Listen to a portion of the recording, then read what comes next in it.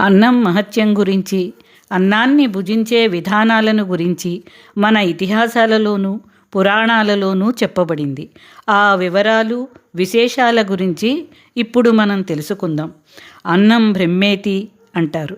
అంటే అన్నం బ్రహ్మస్వరూపమని భావం. దేవతలకు అమృతాన్ని, మానవులకు అన్నాన్ని, ఋషులకు కంద పక్వ ఫల మూలాదులను, దైత్య రాక్షస పిశాచములకు మధ్య మాంసాలను భగవంతుడు సృష్టించాడు.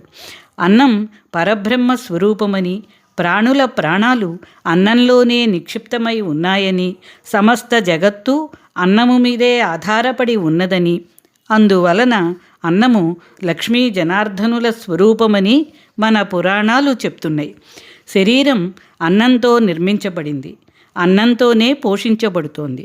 కనుక అన్నాన్ని బ్రహ్మ ప్రాప్తికి ద్వారంగా భావించాలి. పవిత్ర భావంతో అన్నాన్ని చూడాలి, అన్నాన్ని ఉపాసించాలి. అన్నాన్ని నిర్లక్ష్యంగా చూడకూడదు. ఎట్టి పరిస్థితులలోనూ అన్నాన్ని నిందించకూడదు. అన్నంపై కోపగించుకుని నేను అన్నం తినను అంటూ అన్నం దగ్గర కూర్చుని లేచిపోకూడదు. అన్నం తినడానికి కూర్చుని రుచిగా లేదనో మరొక నెపంతోనూ అన్నాన్ని నిరాకరించకూడదు.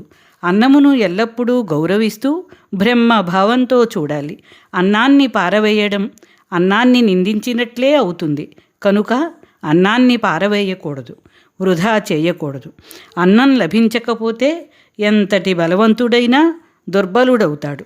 అందువలనే మన ఋషులు అన్నం మహత్యాన్ని కొనియాడుతూ అన్నం తినేటప్పుడు పాటించవలసిన కొన్ని పద్ధతులు ఏర్పరిచారు. అన్నం భుజించడానికి ముందు కాళ్ళు, చేతులు, ముఖము శుభ్రంగా కడుక్కోవాలి. ప్రాణాధారమైన అన్నమునకు నమస్కారం చేయాలి.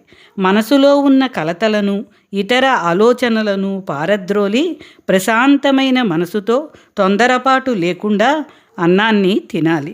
ఎక్కువగా వడ్డింపచేసుకుని అన్నాన్ని పారవేయకూడదు. భోజన సమయంలో ఎక్కువగా మాట్లాడకూడదు. ఎవరిని నిందిస్తూ ప్రసంగాలు చేయకూడదు. అన్నానికి వంకలు పెట్టకూడదు.